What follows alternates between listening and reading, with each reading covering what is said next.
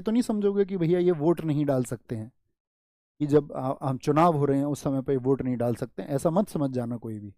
ये कहाँ पर हम वोट की बात कर रहे हैं, कभी इसे समझ जाओ, but not have the right to vote, कि भैया जब आपका एफपीपीएस प्रणाली होगी, first past the post system होगा, जब जनता वोट डालती है तो क्या ये वहाँ पर वोट नहीं डाल पाएंगे। वोट की बात कहाँ पर हो रही है कि जब ये संसद में बैठे हुए हैं, वहाँ पर मान के चलो लोकसभा की कोई कार्रवाई चल रही है और लोकसभा की कार्रवाई में इन्होंने पार्टिसिपेट किया है, तो वहाँ पर वोट डाले जा रहे हैं, कोई ज़रूरत है वहाँ पर किसी प्रकार के बहुमत की, तो ये उसमें वोट नहीं डाल सकते हैं, है ना। पार्लियामेंट की बात चल रही है, एकदम से ठीक है।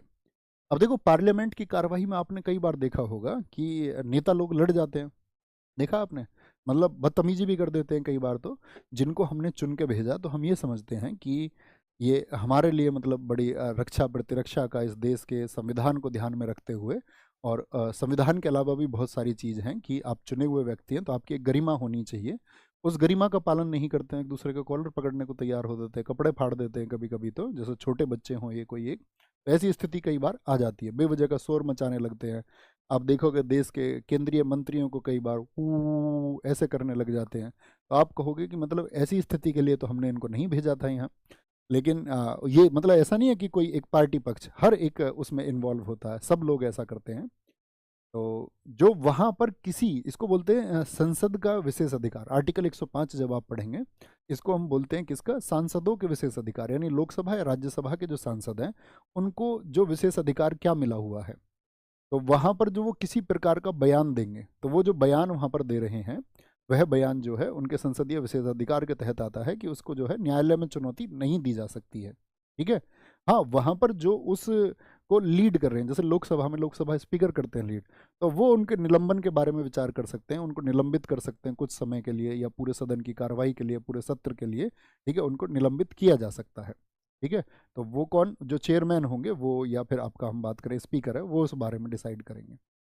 तो यहाँ पर जब हम, मैं आपको समझाना क्या चाह रहा हूँ, ऐसा ही विशेष अधिकार इनको भी प्राप्त है। तो याद रखेंगे, उस बात को नोट करके कहीं लिखना, नोट करके, यानी ये भी किसी प्रकार का भाषण वहाँ पर जो देंगे, बोलते समय ऐसा नहीं होगा कि ये नहीं बोल सकते या ये नहीं बोल सकते। लिख लेना इस बात को, संसद सदस्य के, जो संसद सदस्य के विशेषाधिकार हैं वो इनको भी मिलते हैं। संसद सदस्य के विशेषाधिकार, विशेषाधिकार के ये हकदार होते हैं। क्या होते हैं ये, संसद सदस्य के विशेषाधिकार, एंटाइटल टू, लिख सकते हैं, entitle to, entitle to privileges, entitle to pre, sorry, entitle to privileges of MPs, member of parliaments. MPs का मतलब लोकसभा या राज्यसभा के जो सदस्य हों। और ये बात किस में की गई है, ये बात की गई है आर्टिकल 105 में। इसको आगे जब वर्णन आएगा तो और अच्छे से पढ़ेंगे, जब हम लोकसभा को पढ़ेंगे, यहाँ पे लोकसभा और राज्यसभा के बाद में हम पढ़ेंगे एक सांसद के पास में क्या शक्तियाँ होती हैं, तो वहाँ पर ये आप जानोगे।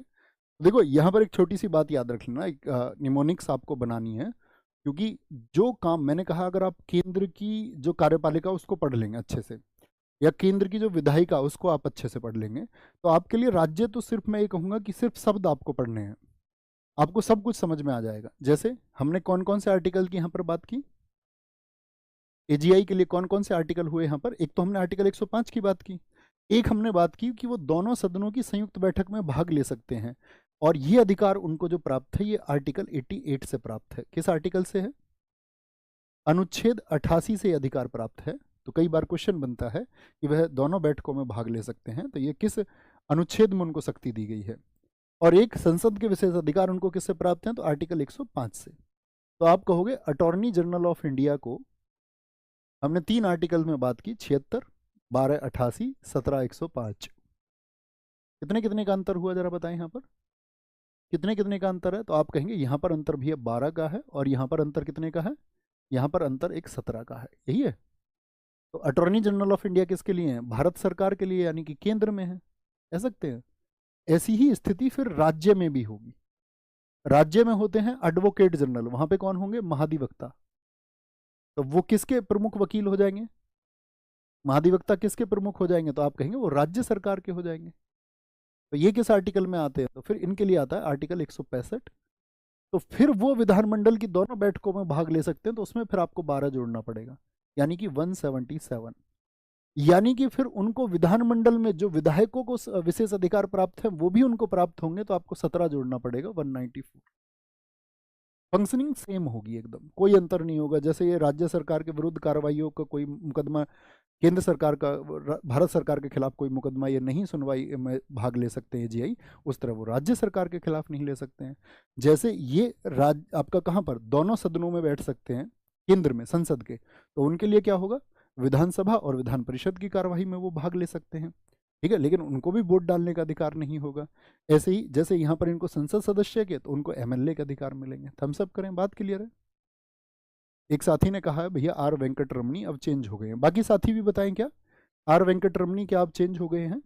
एक साथी हमारे लगातार लिख रहे हैं इस बात को, इस बारे में मुझे पता नहीं है, आप बताएंगे मुझे ज़रा, ये मिटा दूं मैं एक बार, सारे दोस्त बताएं क्या चेंज हो चुके हैं, क्योंकि 1 अक्टूबर 2022 से ये हुए थे, तो इतनी जल्दी तो चेंज हाँ नहीं होने चाहिए, इतनी जल्दी चेंज नहीं होने चाहिए। कुछ दोस्त कह रहे हैं कि हाँ हो चुके हैं, अरे ऐसे ही यस नहीं लिखना है, जो चेंज हो चुके हैं उनका नाम लिखो, लिखना, बता देख लेना, अगर आप चेंज हो गए तो उससे कोई बात नहीं है, ठीक है, अगर हो भी गए हैं तो उससे कोई फर्क नहीं पड़ता उस बात से, स्थितियां तब भी सेम ही रहेंगी, यानी अधिकार तब भी उनको मिलेंगे। अगले अधिकार की बात करते हैं, अगला अधिकार क्या है, अगला अधिकार क्या है, लिखना है इस बात को, क्या अधिकार हम बोलेंगे कि लोकसभा की कोई समिति बन रही है, लोकसभा की समिति हम पढ़ेंगे, जैसे कि आपका लोक लेखा समिति हो गई, या आपका कोई भी अन्य समिति होगी जो आपका जिसमें लोकसभा के सदस्यों का प्रतिनिधित्व हो, तो लोकसभा समिति, तो उसमें इसको सदस्य बनाया जा सकता है या नहीं, लोकसभा समिति के सदस्य हो सकते हैं, ऐसा जरूरी नहीं है कि इनको बनाए ही बनाए, हो सकते हैं, बनाना चाहते हैं तो कोई रोक नहीं है। Can be A member of, can be A, can be A member of, okay, can be को याद रखना। आगे बात, अब अगली बात क्या करेंगे, अगली बात ये होगी हमारा कि अब इनको वेतन क्या मिलेगा जब ये काम कर रहे हैं, तो वेतन एवं भत्ते, सैलरी एंड अलाउंसेस राष्ट्रपति द्वारा निर्धारित होंगे, राष्ट्रपति द्वारा निर्धारित होंगे। इसमें भी आपको विकल्प मिलते हैं कई बार कि भैया 4 लाख 5 बार या निश्चित नहीं है, तो आप क्या बोलेंगे, सैलरी एंड अलाउंसेस के बारे में, इसके बारे में बोलेंगे, किसके बारे द्वारा निर्धारित होते हैं, तो निर्धारित का मतलब अब prescribed by, prescribed by, by president,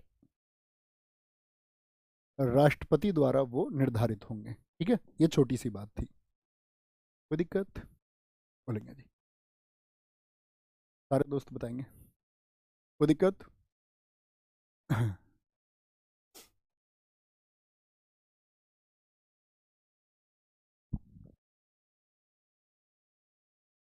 ठीक है, आगे आते, तो हमें को क्या अब लिखना है, भारत के पहले महान्यायवादी कौन थे, बताते चलें, अब ये जनरल फैक्ट है, भारत के पहले महान्यायवादी कौन थे, महान्यायवादी, क्या बोल देंगे इनको, first attorney general of India, AGI लिख सकता हूँ ना अब, तो कोई दिक्कत नहीं है जी भैया, कौन थे, मोतीलाल चिम्मनलाल सीतलवाड़, एमसी सीतलवाड़ जिनको हम कहते हैं, मोतीलाल चिम्मनलाल सीतलवाड़, सीतलवाड़ 1950 से लेकर के 1963। एक क्वेश्चन पूछा जाता है कि सबसे लंबे कार्यकाल के लिए महान्यायवादी कौन है, तो याद रख लेना ये इनका सबसे लंबा कार्यकाल है, सबसे लंबा, लॉन्गेस्ट टेन्योर इसको हम बोलेंगे, सबसे लंबा कार्यकाल, सबसे लंबा कार्यकाल अर्थात लॉन्गेस्ट टेन्योर। एक क्वेश्चन पूछा जाता दूसरे महान्यायवादी कौन थे, दूसरे महान्यायवादी, second attorney general of India, दूसरे महान्यायवादी वो थे चंद्रकिशन दफ्तरी, CK दफ्तरी, चंद्रकिशन दफ्तरी। और चंद्रकिशन दफ्तरी जी से याद रख लेना, ये पहले सॉलिसिटर जनरल ऑफ इंडिया हैं। पहले SGI में कभी आपसे पूछूं, AGI और SGI के अंतर समझते हैं आप? SGI किसको असिस्ट करने के लिए, किसकी हेल्प के लिए हैं, किसकी हेल्प के लिए हैं बताइए मुझे। तो आप कहेंगे भैया AGI की हेल्प के लिए SGI होते हैं, SGI। एडिशनल से कभी क्वेश्चन पूछा ही नहीं जाएगा आपसे कि भैया पहले एडिशनल कौन थे ना, उस तरह का बन नहीं सकता क्योंकि वो कई होते हैं। तो यहाँ से बहुत अच्छा क्वेश्चन बनता है कि ये दूसरे AGI थे और साथ में क्या बोलेंगे, पहले सॉलिसिटर जनरल ऑफ इंडिया थे। अगली बात पर आएंगे, अगली बात पर आएंगे। सातवें कौन थे? सातवें सोली सोराब जी। क्यों सातवें क्यों लिख रहे हैं हम? बीच में से भैया और तो नहीं पढ़े। 16 जो आपका सोली सोराब जी है उनको याद हमको इसलिए रखना होता है कि सबसे छोटा कार्यकाल है इनका, सबसे छोटा कार्यकाल, सबसे छोटा कार्यकाल यानी कि शॉर्टेस्ट टेन्योर है इनका, शॉर्टेस्ट टेन्योर, सबसे छोटा कार्यकाल। ठीक है, क्या बोलेंगे? तो आपसे पूछेंगे भैया कितने दिन के लिए रहे थे? कुल लगभग 1 वर्ष के लिए रहे थे, 1989 से 90 तक। ये भी सोच सकते हैं, 89 से 90। और अभी वर्तमान में आप बताएं, कुछ लोगों ने कहा चेंज हो चुके हैं, तो नाम बताएं उनका। अभी रिसेंट में क्या 1-2 दिन पहले ये बदल गए हैं, क्योंकि 1 अक्टूबर 2022 से R वेंकटरमणी थे, अभी नहीं बदलने चाहिए थे, तो कई दोस्तों ने बताया। भैया वर्तमान में के वेणुगोपाल है। अरे के वेणुगोपाल दोस्त आपका 15वें थे, वो 2017 से 2022 थे। आप चेंज बता रहे हैं या पिछले बता रहे हैं? कोई नहीं बदला है अभी, बिल्कुल ठीक बात है। बदले तो लिख लेना इसमें, है ना, बदल जाए तो लिख लेना, अभी नहीं बदले। वर्तमान में क्या बोलोगे, वर्तमान में कौन से नंबर के हैं? 16वें नंबर के हैं। मिस इन्फॉर्मेशन क्यों देनी है यार तुमको? अगर तुम्हें पक्का नहीं पता है तो ये बोले ना कि नहीं पता है, मिस इन्फॉर्मेशन नहीं देनी है। क्योंकि मुझे लगता है कि आप लोग करंट अफेयर्स को लगातार पढ़ते हैं और मुझसे ज़्यादा जानते हैं आप उसमें, तो उसके लिए मिसगाइड नहीं करना है कभी भी, है ना। मैं आपके कमेंट्स इसलिए लेता हूँ ना, लेकिन उसमें मिसगाइड नहीं करना है ना, कभी भी नहीं। कोई दिक्कत, कोई परेशानी?